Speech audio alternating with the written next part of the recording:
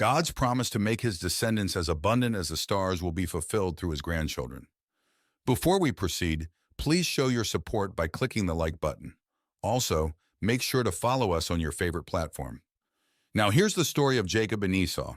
Despite their advanced age, Isaac's birth to Abraham and Sarah is a testament to God's miraculous intervention and fulfillment of his promise to Abraham. In time, Isaac married Rebekah and became pregnant with twins Esau and Jacob. During Rebekah's pregnancy, God revealed a prophecy that her distress was due to two nations within her, each vying for supremacy.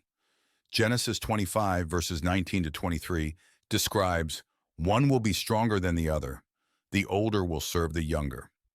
Esau was firstborn red and hairy, followed by Jacob, who gripped Esau's heel at birth, as stated in Genesis 25, verses 24 to 26. One day, Esau returned home exhausted from hunting and found Jacob cooking stew. Famished, Esau begged for some of the food. Seeing an opportunity, Jacob asked Esau to sell his birthright in exchange for the stew. Driven by hunger, Esau agreed, trading his birthright for a bowl of lentil stew. As Isaac grew old and blind, he intended to bless his eldest son Esau. Overhearing this, Rebekah devised a plan. She dressed Jacob in Esau's clothes and covered his hands and neck with goat hair to mimic Esau's hairiness. As explained in Genesis chapter 27, verses 1 to 41, Jacob approached Isaac and successfully deceived him, receiving the blessing intended for Esau. Upon discovering the deception, Esau vowed to kill Jacob. Fearing for Jacob's life, Rebekah urged him to flee to her brother Laban's house for safety. After the deception, Esau pleaded with his father for what was left of his blessing. Isaac gave him a limited blessing, saying Esau would live far from fertile land and survive by the sword. Genesis chapter 36, verses 1 to 9 describes Esau's descendants, Edomites, who settled in Mount Seir and became a formidable military nation. Jacob fled to Haran, where his uncle Laban lived. During his journey, Jacob had a profound encounter with God. While sleeping, he dreamed of a ladder reaching from earth to heaven, with angels ascending and descending. At the top stood God, who reaffirmed the covenant promises made to Abraham and Isaac. According to Genesis 28, verses 10 to 22, Jacob recognized God's presence as he awakened from his dream, set up a stone pillar, and named the place Bethel, meaning house of God. Upon arriving in Haran, Jacob met his uncle Laban, who welcomed him warmly. In time, Jacob fell in love with Laban's younger daughter, Rachel, and desired to marry her. Laban tricked Jacob into marrying Rachel's oldest sister, Leah. Jacob was compelled to work an additional 7 years to marry Rachel.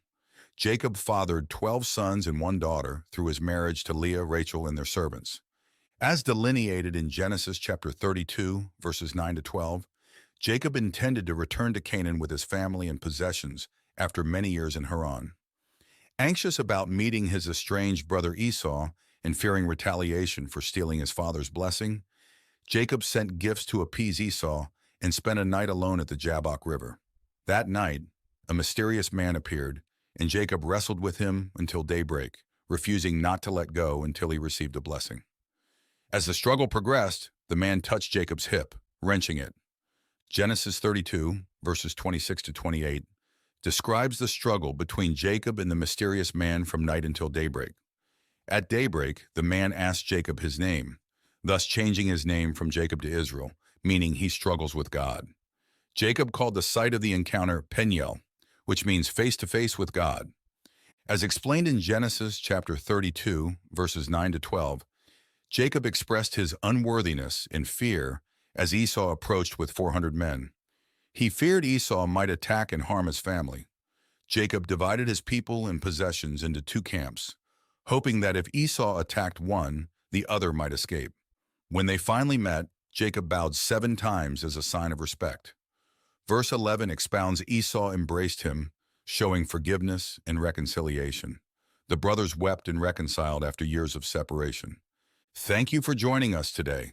If you found this video insightful, please show your support by liking, sharing, and subscribing to our channel. Join us next time as we explore the lives of Jacob's children.